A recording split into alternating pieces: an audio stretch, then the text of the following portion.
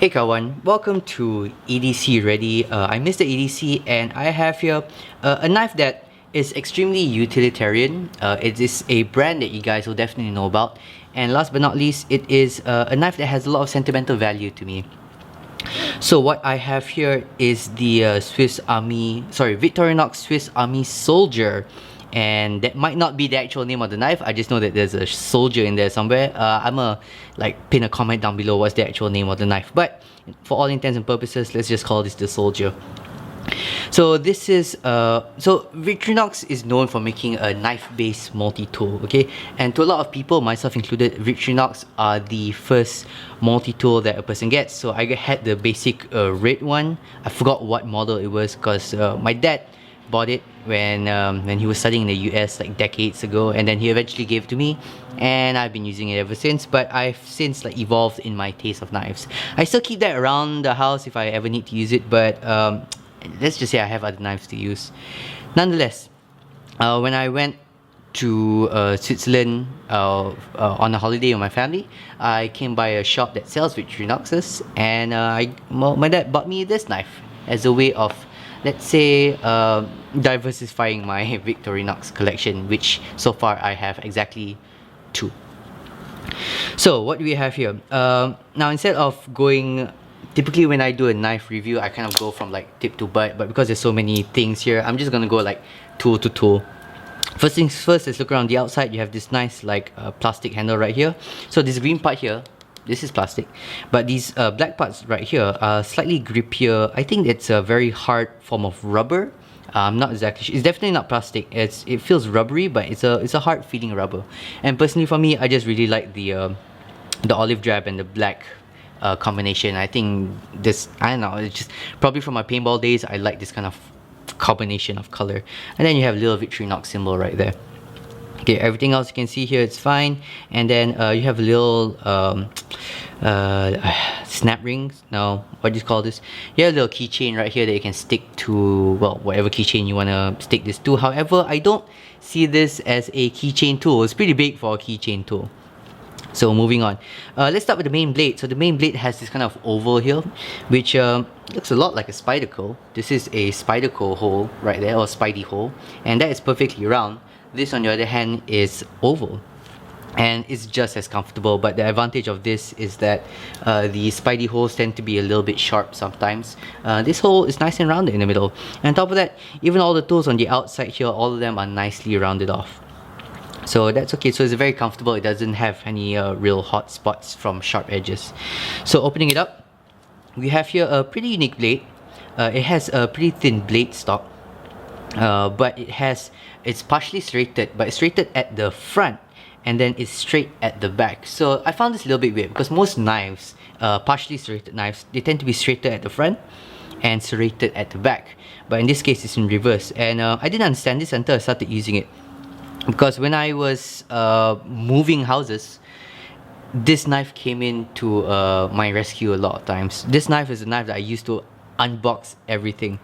And the great thing about the serration here is that when you're cutting through something, whether it's rope, whether it is cardboard, sometimes you need it to tear. So that's where these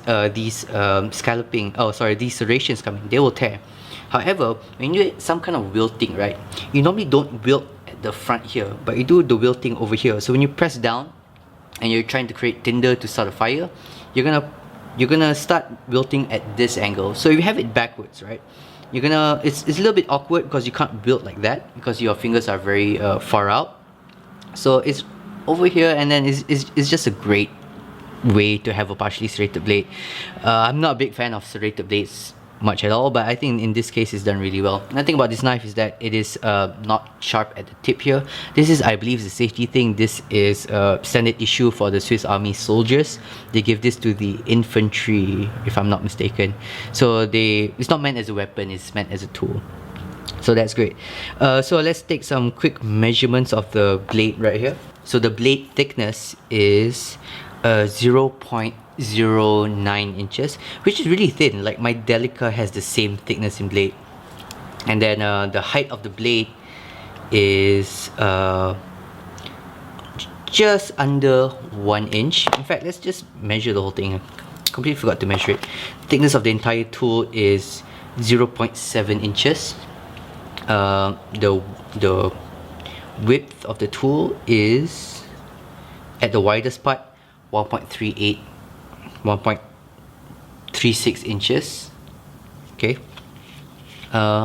And yeah, so the total length of it closed is 4.36 inches, and the length of the blade here, if I'm not mistaken, it should be 3.5 inches. Yeah, just about there. 3.4 inches. Alright, so let's weigh it. I have here my weighing scale, my Thai weighing scale. Now, I only got grams for you here. It doesn't change to ounces, so we gotta convert it later. 132 grams, which I believe it's about 4.3 ounces. I can't remember. I'll convert it and figure it out later. Alright, so that's the blade. Another thing that's really nice about this blade is that it has a nice thumb ramp over here. Great for like really like, you really need to get down and dirty on it. You really need to stop wilting. It gives you a lot of good grip here. And you'd think that this would be pretty uncomfortable having all these extra tools here, but it's not that bad. Like, you can really grip down on it and you really don't feel all these edges down here. Add to the fact that the back here is pretty smooth. There's almost no hot spots when you're using the blade, which is surprising and great. You can even so this adds this is kind of like a finger guard here, so you want to put your thumb here and your finger back here, and it's pretty safe. Like, this doesn't feel like it's going to go anywhere in your hand. So one thing that helps out with that is all the rubbers on the outside here. You can even choke up on it, but I don't suggest that, just because it feels like it can slip onto the very sharp straight blade here. Okay, moving on. I'm not quite sure what the steel is, but I'm pretty sure it's a very common, the regular Victorinox steel, which is very corrosion resistant, but doesn't really hold an edge for that long. Now, this is a liner lock, which is great because a lot of Victorinoxes, especially those normal red ones, are have non-locking blades, which can be a little bit scary for me. And the unique thing about this is that this is actually a left-handed liner lock. Alright, see, it's not designed for right-handed use because you have to kind of push it into your fingers, into your palm, and push it in, but you have to push it. If you push it with your left hand, you are pushing it away, and that is the sign of a left-hand liner lock or frame lock. Now, the lock itself is it feels strong, but it's not very tight, if that makes any sense. It has a little bit of up and down blade play, no side to side, but it has a little bit of up and down, but it's the amount that it doesn't really make a difference, and you're still completely user-friendly knife. Okay, the other thing about the lock is that unlike with my frame lock knife, so as you can see, the lock goes up to about 30-40% of the tang of the blade here. This goes 100, like completely to the other end. This goes to 100%. It's not, on a regular knife, it's a problem because it might over travel, so like the lock bar might go completely to the other side, but in this case there's a little piece of metal here that stops it, so not too big of a deal. But what is a big deal is that lock rock. But again, it is not to the point that it makes the knife unsafe. It's just something that you'll notice when you use it, but it's not going to fail the knife in any way. Alright, so moving on, we have here a saw. Okay, now in contrast to the blade, I don't like the saw at all. I mean, granted, it seems like it's fine. I've never actually used the saw before. What I like about Victorinox saws, especially on this model, is that it is wider at the teeth and thinner at the top. So as you saw down, right? Let's say you're sawing down a piece of wood, and then once you go down, the parts that you have split, okay, the parts that you split, and as the knife goes down, will kind of collapse in as the knife goes through the rest of it. So if this part is thicker or the same thickness as the teeth area, instead of just sawing through it, you might actually just split the piece of wood. So that's great. What I don't like about this is that it just feels very unsafe to use this. There's no way, I mean, other than having this oval hole right here, there's actually no way for your hand to like get any kind of grip. And it's kind of nice and all that, but I don't feel like it's gonna be a very good saw. Okay, number one, it's really short. Number two, it feels like your hands can slip off, because it'd be nicer if your hands can go into this kind of finger chow right here. That way there's a bit of a blade guard, and then you can grip inwards, but in this case you're kind of gripping outwards, all right, and then you can just slip off. And I've never had to use it, and I don't think I will, to be honest.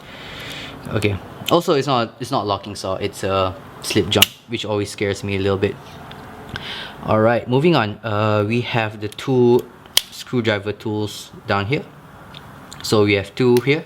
We have a, I believe this is a wire stripper. I've never had to use it, but I guess it'll work. You just cut the wire and then you put the wire here and then you just pull out the insulation. You have a bottle cap lifter or bottle cap opener, which works fine. You know, it's a bottle cap opener on Swiss Army knife. It works perfectly well. And then you also have a flathead screwdriver, which you can use as a scraping tool, which I've used it as a scraping tool before. Great for when I'm out on shoot and I need to tighten my tripod. I will use this. This is great. Oh, and then this is a liner lock as well. Next up, the other side, we have a can opener.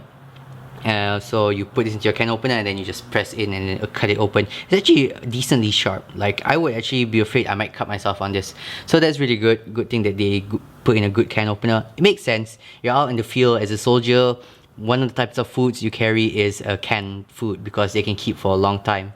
And then you gotta open it. And then over here you have a much smaller flathead screwdriver, which is also good for scraping. You want to scrape to a more precise manner, and if you need to tighten anything, which is great. Okay, but this one is a slip joint. This one is not locking. All right, so that's everything on this side. Moving on to the next side, we have a Phillips head screwdriver. Now, being in this angle, it gives it a lot of torque. You can really like torque it down or tighten it down using this kind of grip. However, I do wish that it came out from the front, either here or here, because there are situations where I want to tighten something.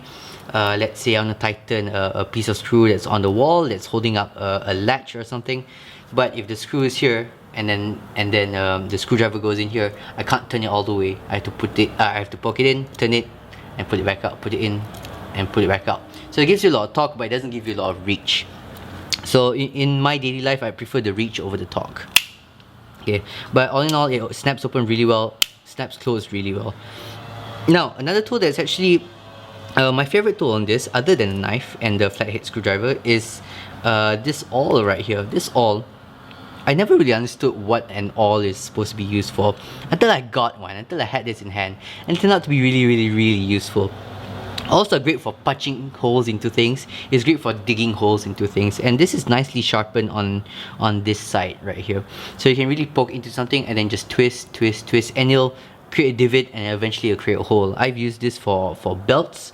Every time I need a new belt loop or a shoelace loop, I can just stick this into the shoe and twist it until it opens up. I've used this to punch through plastic packaging that I needed to lift off and all that. So I've used this one quite a bit. Of all the tools, I've used the flathead screwdriver and the awl the most on this tool. Except that one time when I was moving and I had to cut open a bunch of boxes, that day I used this the most. Alright, so conclusions. Wow, 40-minute long video.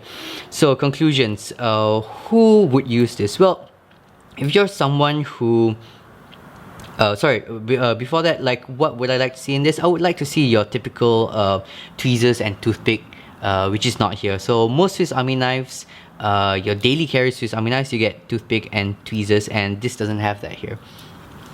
So back to the conclusion, who would want to get this? If you're the kind of person who is a bit more of a repair guy, okay, you're the kind of person who is a bit more outdoorsy, if you're the kind of person that needs this set of tools specifically because you like to go around the house, repair things, or you're moving a lot, or you're helping a friend move, you're gonna want this knife. This knife has pretty much everything you need to kind of like survive in that situation, because that's what it's designed for. It's designed for people, designed for soldiers to carry into the field with them.